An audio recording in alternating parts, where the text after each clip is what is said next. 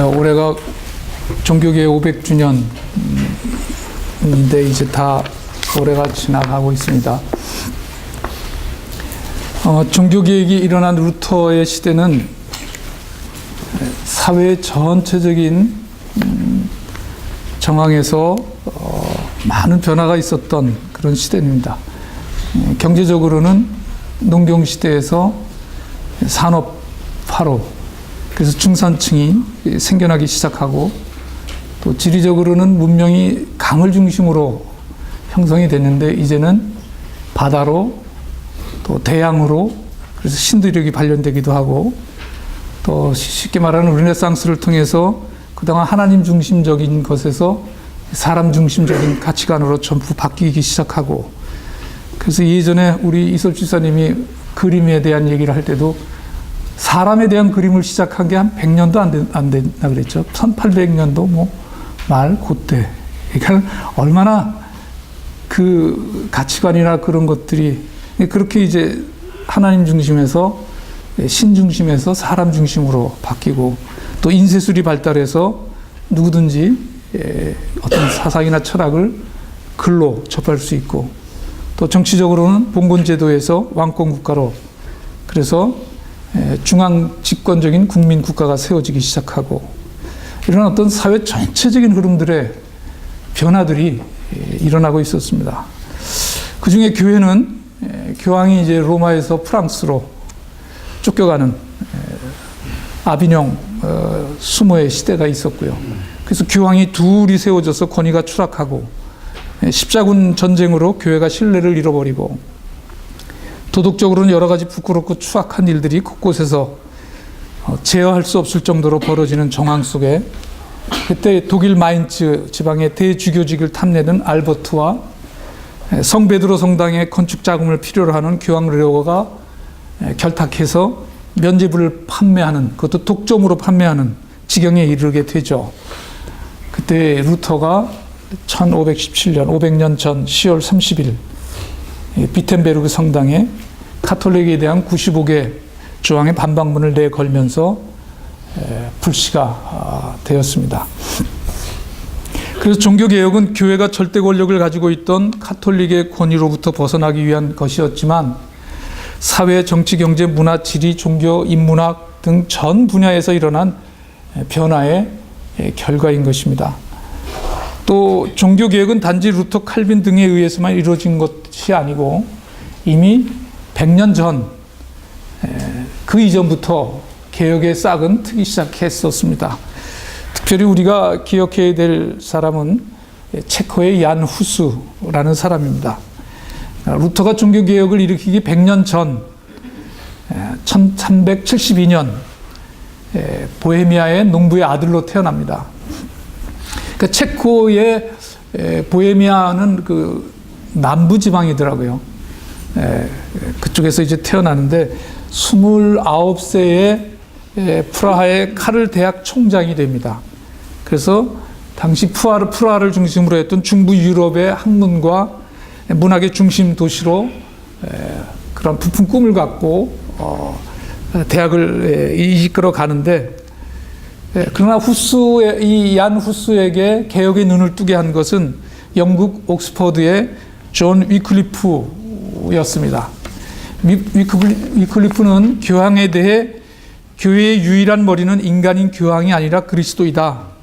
예수 그리스도를 따르지 않는 교황은 적 그리스도이다 라고 주장했습니다.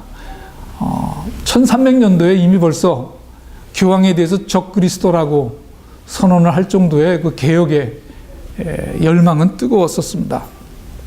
그래서 라틴어 성경을 영어로 번역하기도 하였고요. 그런 와중에 후스는 교황권은 성경에서 근거를 찾을 수 없다고 주장하면서 그 당시에 타락한 성직자들을 신랄하게 비판합니다. 그래서 나중에 교황에게 설교 금지령이 떨어지지만 거듭 거역하고 대중들에게 하나님의 말씀을 선포합니다. 그 중에 십자군 전쟁이 한창이었고, 그러면서 교황이 전쟁에 참여하는 사람에게 면죄부를 줍니다. 그래서 이 면죄부 주는 것에 대해서도 강력히 비판하면서 교통은 어떤 명분으로도 물리적 힘을 사용할 권한이 없다. 십자군 전쟁에 대해서 반대 의견을 피력한 거죠.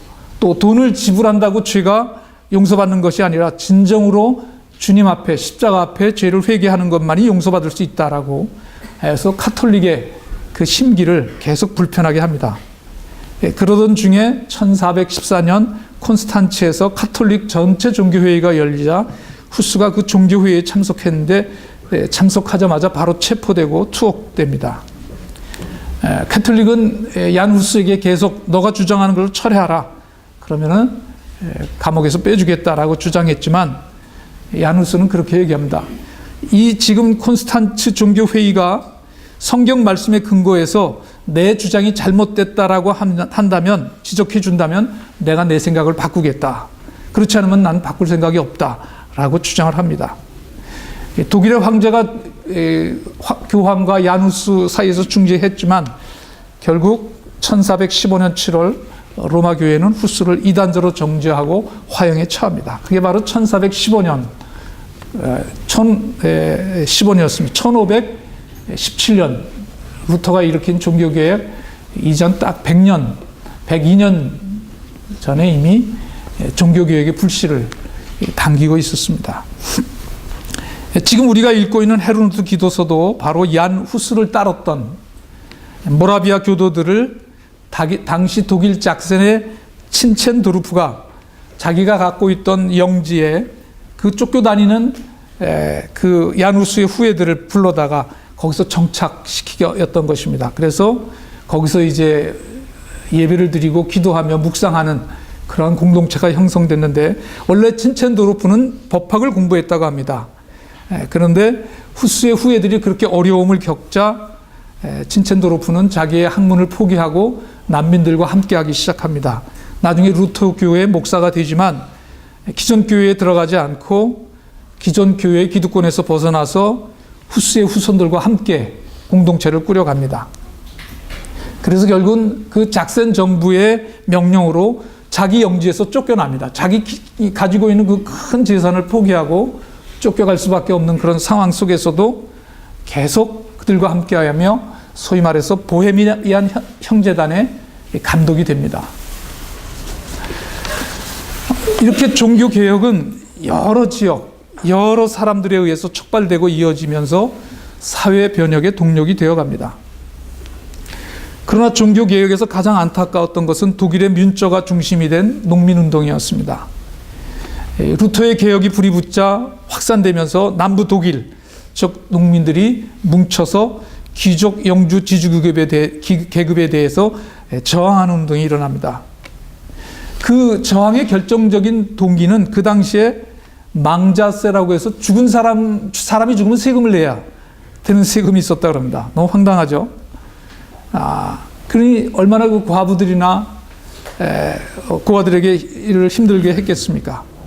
거부 운동이 일어났고 또 나무를 베려면은 벌목권이 있어야 되고 사냥을 하려면 수렵권이 있어야 되고 고기를 잡으려면 어획권이 있어야 된다고 하는 것에 대해서 역시 거부하기 시작합니다. 농노제를 철폐하고 그리고 교회에 대한 요구사항 중에 가장 중요한 것 중에 하나는 교회에 각기 자체적으로 성직자를 선임하고 해임할 수 있는 권리를 달라고 농민들이 주장을 하였습니다.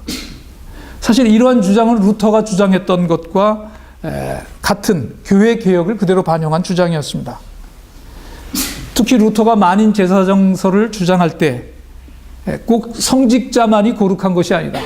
농민도 산업에 종사하는 사람도 모두 하나님의 거룩한 직이다라고 주장을 했던 그 주장할 때 항상 루터는 농민들을 예로 들었다고 합니다.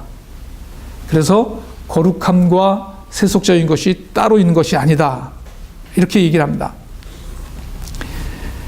루터의 이 주장에 농민들은 의식화되고 그리고 우리도 주장할 권리가 있다는 의식이 들기 시작하면서 또 루터가 교회를 개혁하는 것이 또 카톨릭 교회에 변화를 주는 것을 목격하면서 우리 사회의 제도도 변혁이 될 수 있다고 하는 것을 깨닫게 됩니다. 그래서 민자는 임박한 종말 그리고 신비주의에 접하면서 모든 평등한 인간, 이 인간들에게 하나님의 나라가 속히 임하기를 위해서 악한 세력과 무기를 들고 싸워야 된다고 하고 역설하기 시작합니다. 실제로 민저의 운동은 폭력적인 것으로 전쟁으로 바뀌고, 그래서 그 농민 운동이 일어나는 기간 중에 300개의 성들 그리고 120개가 넘는 수도원들이 파괴되고 약탈당했다고 합니다. 루터는 이런 상황을 보고 도저히 용납할 수가 없어서 농민들을 향해서 미친 개다, 악마들이다라고 루터가 막 말을 퍼부었다고 합니다. 그러나 한편 만일 루터가 농민들의 얘기를 듣고 농민 봉기를 지지해서 농민들의 선두에 섰었다면 농민운동은 또 전혀 다른 방향으로 흘러가지는 않았겠나라고 추론도 해봅니다. 그렇지만 루터는 끝내 반대했고 농민 봉기는 처절한 실패를 맛보고 막을 내립니다. 그리고 결국 독일 농민들은 루터로부터 등을 돌리고 루터의 교회 개혁운동은 독일에 있는 민중으로부터 멀어지기 시작됩니다. 그래서 루터가 독일 농민과 일반 대중들, 민중들의 지지는 잃었지만 그런 반면에 독일의 제후와 귀족들의 확고한 지지를 받으면서 그 후원을 뒤로해서 개혁에 박차를 가하게 된 것입니다. 그러니까 루터의 종교개혁의 한계를 볼 수가 있는 것입니다. 이런 루터 칼빈의 종교개혁의 흐름에 본질적인 문제를 제기합니다. 바로 다른 개혁을 외쳤던 사람들이 우리가 몇 번 얘기했던 아나베프티즘, 소위 말해 제세례파인데, 이 제세례파 운동이 유럽 전체에서 동시다발적으로 울려 퍼지기 시작합니다. 이런 제세례파 운동이 유아세례는 그것은 성경에 있는 의식이 아니다. 한 사람의 인격이 자기의 신앙을 따라서 신앙을 고백하는 것에 세례를 주는 것이 맞지, 아직 인격이 성숙되지 않은 신앙이 뭔지도 모르는 아이에게 세례를 주는 것은 성서에 없다라고 본질적인 문제를 제기했던 사람들의 운동이었습니다. 그런데 이 제세례파 운동에 찬물을 끼얹은 운동이 있었습니다. 하나는 아까 했던 토마스 뮌체의 농민운동, 그리고 두 번째로는 신비주의를 바탕으로 한 천년왕국운동이었습니다. 네덜란드의 잔 마티스라고 하는 이 사람은 스스로 자기를 예언자 에녹이라고 하면서 뮌스터를 도시를 새 예루살렘으로 칭하면서 사유재산을 인정하지 않고 무기를 들고 저항하여서 천년왕국을 세우려다가 결국 루터파와 캐톨릭의 연합군에 의해서 함락되고 맙니다. 그 함락된 천년왕국의 잿더미 위에서 다시 평화적으로 제세례 운동을 편 사람이 바로 네덜란드의 메노 시몬스, 소위 말하는 메노나이트라고 하는 사람들입니다. 이렇게 제세례파 운동은 여러 지역에서 다양한 사람들에 의해서 동시다발적으로 일어났던 운동이었습니다.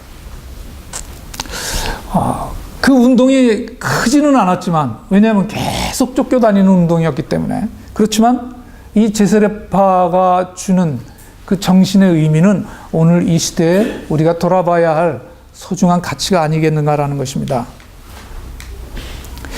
루터의 종교개혁이 굉장히 미온적으로 흘러가는 것을 이 사람들은 알게 됩니다. 농민들이나 일반 백성들의 신임을 얻기보다는 주지와 귀족들 중심의 개혁이라고 하는 것을 느끼게 됩니다. 그러면서 이 사람들은 오직 성서를 바탕으로 내적인 신앙의 진실, 그리고 우리가 그것을 통해서 진실한 그리스도인이 될 수 있다라고 주장하면서 유아사례를 거부하고, 루터 칼빈과는 달리, 찌빙글리와는 달리 이 사람들은 이제 그 도시에 속한 귀족들과 함께해서 그 시를 변화시키고 제도를 변화시키고 하는 그런 전체 과정의 개혁이 들어갔지만, 이 소위 말하는 제세례파 운동하는 이 운동은 세상 정권, 세상의 정부와는 철저하게 분리를 주장합니다. 그래서 결국은 스위스 쥐리히의 당국과 갈등이 생기고, 그래서 스위스 형제단입니다. 스위스 형제단 같은 경우는 찌리의 당국과 갈등이 생겨서 결국 추방당하고 처형당하고 그래서 독일과 오스트리아로 흩어져서 공동체를 세우고 또 이단으로 정죄되고 그러면 핍박이 옵니다. 그럼 핍박이 오면 거기에 대해서 저항하는 게 아니라 거기서 달아나고 이렇게 계속 악순환적으로 되지만 그렇게 저항하기보다는 쫓겨가고 투옥되고 그리고 도망가서 공동체 세우고 그러면서 거기에서 나온 것이 뭐냐 하면 바로 평화와 자유로운 작은 공동체들을 곳곳에 세워나갔던 것입니다. 지금의 미국에 있는 아미시, 영국의 브로더 호프, 메노나이트들, 퀘이커, 또 프랑스의 떼제, 우리나라로 치면 지난번에 오셨던 송광호 박사님의 개척자들에 이르는 것입니다. 저는 제세례파 운동에 굉장히 관심이 많습니다. 루터 칼빈의 종교개혁의 이 500년에 이르러서 지금 그 한계가 오지 않았나. 자꾸 루터 칼빈 꺼내는데 루터 칼빈을 꺼내기보다는 그 당시에 핍박당하고 소외됐던 비주류의 이 제세례파가 갖고 있던 정신이야말로 오늘 2000년대에 전 세계 교회, 유럽도 교회가 무너지고 미국도 무너지고 교회들이 지금 한국에서도 계속 죽어가는 이때에 루터 칼빈의 종교개혁보다는 사실은 제세례파가 가지고 있던 정신이야말로 이제 2000년, 500년이 지난 이 시대에 개혁을 위한 새로운 길을 열어주지 않느냐라는 것입니다. 그러면서도 제세례파가 기록된 문자주의에 빠진 것에 대해서는 좀 안타까워합니다. 즉 유아 세례에 대해서 좀 더 유연성을 가졌다면 그렇게 많은 희생을 면할 수는 있지 않았겠나 하는 생각도 해보는데 그러나 사실 그 당시에 유아 세례는 캐톨릭이 교세를 유지하기 위해서 아기가 태어나면 무조건 세례를 주는 겁니다.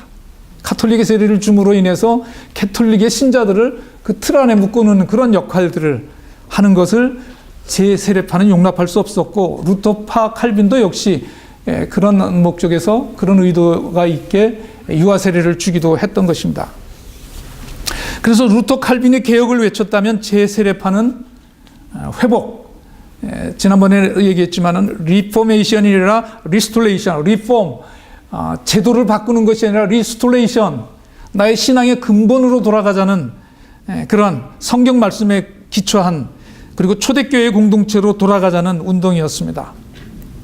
그래서 세상의 모든 정치, 문화, 사회, 경제로부터 절연하는 아미시 같은 공동체로 세워져 갔는데 물론 저로서는 교회가 세상의 정치에 참여할 이유는 아무도 없지만 교회가 구약의 예언자 정신으로 세상을 바라보지 않는다면 결국 성경의 문자에 붙들리는 교회가 근본주의가 될 수밖에 없고 자기만족의 종교 공동체로 전락할 수밖에 없지 않겠나라는 것입니다. 루터 칼빈이 주창했던 오직 은혜, 솔라 그라티아, 솔라 피데, 솔라 스크립트라, 오직 믿음, 오직 말씀의 개혁 운동이 제 나름대로 보면은 로마 카톨릭에 대한 교리적인 논쟁에 불이 붙은 운동이 아니었나. 그래서 95개의 조항 조목조목을 가지고 이제 논쟁을 붙이고 그리고 교리적인 논쟁이 되고 한 것이 결국은 우리들의 삶 속에서 예수를 따르고 하나님 나라를 건설하는 데까지 깊이 뿌리를 내리지 못하는 한계가 있지 않았나. 그것이 오늘 이 시대 21세기의 개혁교회의 한계를 보여주는 것이 아니겠나. 이 시골에 있는 조그만 교회에서 이런 얘기 해봐야 뭐 들어볼 사람도 없겠지만 저는 나름대로 이것이 그런 것이 아니겠나. 그래서 제세례파 운동이 물론 세상과 철저히 단절한 공동체 운동이지만 그러나 오늘에 이르러서 보면 퀘이커나 떼제나 그리고 우리나라의 개척자들 같은 공동체가 평화와 자율의 공동체를 꾸려 나가면서도 이 세상을 예언자의 시각으로 바라보며 부당하고 불법적인 일로 망가져가는 세상의 고통스러운 현장에 찾아가서 그들과 함께 현장에서 평화를 쫓아 공동체를 세워나가는 운동은 리폼과 리스토레이션이 조화를 이루는 모습인 것을 확인해 줄 수 있는 것이 아니겠나라는 것입니다. 아나베프티즘, 제세례파 운동이 귀한 것은 그들이 예수님의 말씀과 삶, 초대교회 신앙을 회복하려는 정신에 있는데, 저는 그 정신이 중요해요. 그 정신도 굉장히 중요하지만, 근데 여러분 그렇지 않고 그 정신이 지나가면 그 정신이 또 다른 개혁의 대상이 되는 것을 볼 때에, 저는 그 제세례파 운동에 정말로 중요한 것이 있다면, 기존의 카톨릭과 루터파 교회에 의해서 억압에 내몰려 폭력적인 대응을 거부하고 이곳저곳에서 공동체를 세워나가며 그 공동체의 삶 속에서 국가와 상관없이, 제도와 상관없이 평화와, 그리고 카톨릭의 교권이 아니라 어떤 조직이나 틀이나 권위 없이 자유로운 신앙을 세워나갔다고 하는 것, 그것이 중요한 것이 아닌가라는 것입니다. 그러니까 이 아나베프티즘, 이 제세례파들의 신앙은 어떤 교리나 논리가 아니고 그냥 삶으로 살아가는 운동이고, 그래서 특히 아미시 같은 공동체에서는 거기는 성경도 없고 예배도 뭐 전체가 다 모여서 드리는 예배보다는 그래서 각 가정에서 예배 드리고, 그리고 성경 읽고 이야기 나누고, 그런데 그 삶 전체에서는 세상이 줄 수 없는 그리스도의 평화가 거기서 넘쳐난다는 것이죠. 그래서 아나베프티스트들이 가지고 있던 정신, 말씀으로 돌아가고 초대교회 공동체로 돌아가자고 하는 그런 정신도 훌륭하지만은, 저는 그 정신에 입각해서 계속 쫓겨다니며 거기서 살아냈던 그 평화와 자유의 정신이야말로 정말 교회의 생명의 정신이 아니겠나. 하나님께서 그들을 통해서 그러한 삶의 공동체의 모습들을 곳곳에서 보여주지 않았나라는 것입니다. 이것은 저항과 핍박이 교체되는 그 시대의 흐름 속에서 생명을 살아내야 하는 절박감 속에 드러난 하나님 나라의 생명 공동체의 삶이 아니었겠나라는 것입니다. 아니었겠나라는 것입니다. 이론이 아니라 철학이나 교리나 사상이나 인간의 노력이 아니라 그 시대에 거역할 수 없는 거대한 개혁의 흐름 속에 하나님의 생명을 함께 더불어 살아낸 평화적인 그 삶이야말로 정말 보물 같은 신앙이 아니었겠나라는 것입니다. 그런 삶 살려고 노력해서 사라지겠습니까? 하나님의 내적 감동이 없이 어떻게 그런 순결하고 아름답고 자유롭고 평화로운 삶을, 죽음을 각오하며 생명으로 꼽혀낼 수 있었겠나라는 것입니다.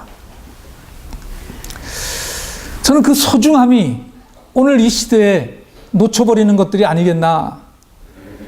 이런 소중한 신앙을 저는 변함없이 유지할 수 있는 길이 어디 있겠나. 어떤 사상이나 정신이나 라고 하는 것이 아니라 그 사람들이 살았던 삶 자체가 오늘 이 시대에 살아낼 수 있는 길은 무엇인가.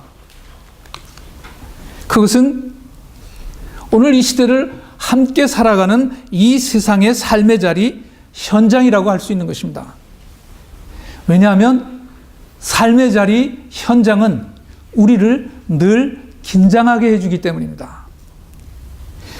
여러분, 소위 현장은 단순히 가난하고 아프고 소외와 희생의 자리가 아닙니다. 그 삶의 자리는 역사와 피조세계를 향한 하나님의 계획과 섭리를 세워나가는 자리인 것입니다. 십자가에 달리신 주님의 모습이 그곳에 있어서 교회가 그 자리에 조용히 찾아가는 것이 마땅하다는 것입니다.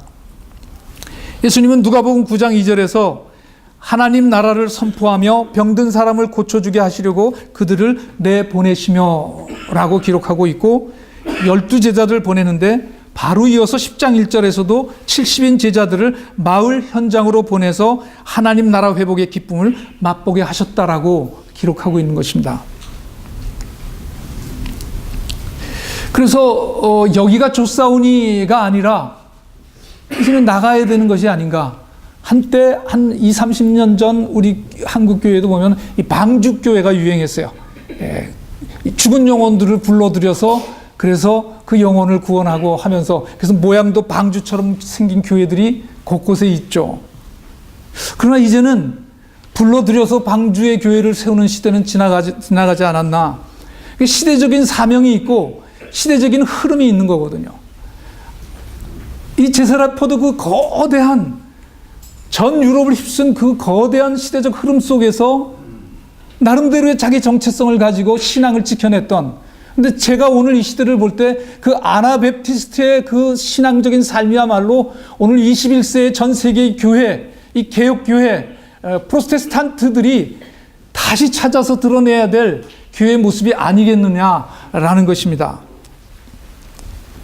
그래서 이제는 방주가 아니라 이제는 우리의 삶 곳곳에 있는 현장이 바로 그곳에서 평화와 자유가, 권위나 교권이나 제도가 아니라 자유로운 자기들의 신앙 고백을 통해서 하나님이 기뻐하는 나라가 세워지지 않겠나. 저희 교회도 좀 조직이 엉성하게 보일 거예요. 이게 도대체 뭔가, 재직회나 무슨 구역이 좀 엉성한데, 앞으로도 그럴 겁니다. 예, 앞으로도 그럴 거고, 그러나 그 안에 평화와 자유라고 하는 정신이 성도들의 마음과 마음의 띠를 이어 나간다면, 그것은 소중한 가치이기 때문에 무슨 일이 있어도 그것은 포기하지 않는 그러한 철저한 자기 고백적인, 하나님 앞에, 하나님의 존전 앞에 무릎 꿇는, 그리고 십자가 앞에서 오는 그 평화의 내적 감동을 통해 서로가 사랑의 띠를 띠고 나아갈 때 세워져 나가지 않겠느냐라는 것입니다. 아무쪼록 종교개혁 500주년을 맞이하며 교회가 어떻게 교회될 수 있는가라고 하는 것을 내적으로 깊이 새기며 평화하고 자유할 수 있는 우리 모두가 되기를 간절히 바라겠습니다. 기도하겠습니다. 우리는 유한하고 약하고 연약합니다. 그래서 도움을 받지 않고는 한시라도 설 수 없는 미약한 존재입니다. 그러나 늘 죄 많고 부족한 우리들이지만 주님이 함께 하시며, 그래서 우리를 날마다 새롭게 하십니다. 날마다 삶의 의미를 주십니다. 주님, 우리 교회를 불쌍히 여기시고 우리 성도들의 삶을 기억하여 주시사 우리들의 삶 속에 하나님의 나라가 선포되고 하나님 나라의 참 평화, 참 자유가 넘치게 하여 주시옵소서. 예수 그리스도의 이름으로 기도드리옵나이다.